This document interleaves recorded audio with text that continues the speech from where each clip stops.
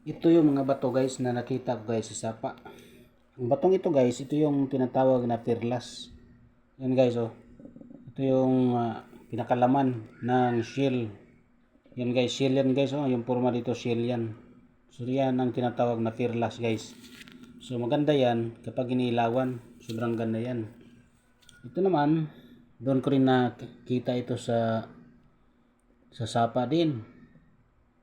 Magkapareho ang kanyang itsura kasi pag inilawan mo guys, mas maganda tingnan sa ilalim.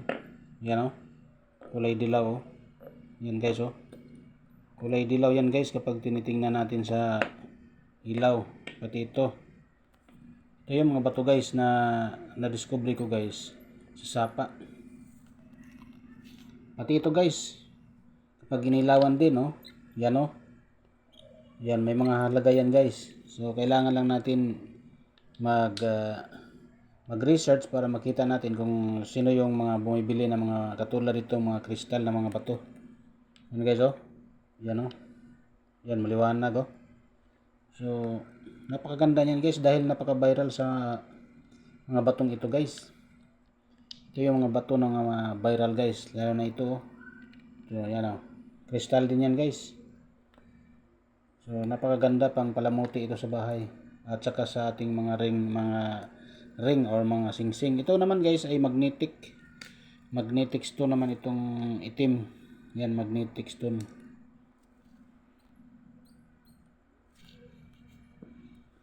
So ito yan ang aking mga na-discover sa sapa guys. Magnetic ito guys, namamagnet ito. Yan, dumidikit yan sa magnet oh. Dumidikit yan sa magnet guys. Yan ang magnetic stone.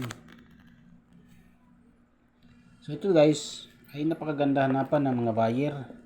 So mag-research tayo guys kung anong pwede nating pasukin dito sa mga site, sa ating social media. Mag-research tayo kung sino yung mga pwedeng bumili sa ating mga bato guys na itago guys. Ito ay napakataas ang value nito guys dahil oh, ito ay perlas, you know. Kaganda niya no. Yan shell yan guys oh. Kitang-kita mo naman yung itsura kapag inilawan natin, kulay dilaw sa loob yan. Ito yung pinakalaman loob ng shell, you know. So pag nakaganyan siya, bato lang tingnan. Kapag inilawan mo, yan ang resulta oh. So napakarami yan dito sa Pilipinas guys, ang baryaan ng mga batong ito.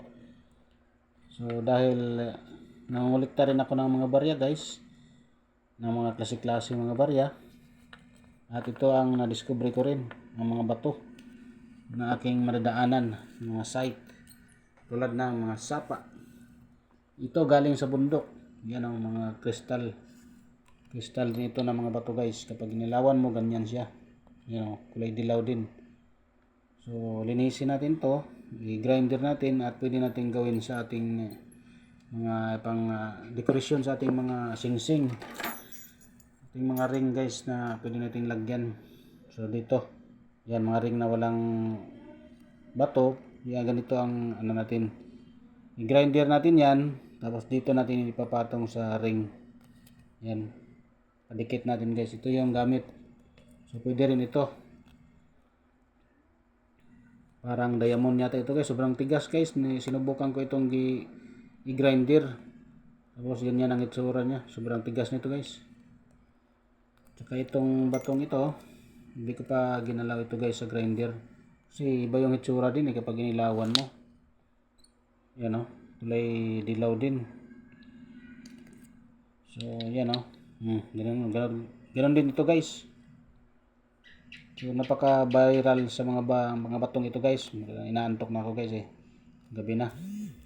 Yan ang mga na-discover ko guys oh. Napakagandang mga bato guys. Hindi lang napansin sa ibang tao na dinadaan-daanan lang ito. Ito ay mayroong value guys. At yan guys ang ating magandang na-discover ngayon guys. Medyo dumadami na ang aking mga koleksyong mga bato. Maraming salamat guys sa panonood at God bless sa ating lahat.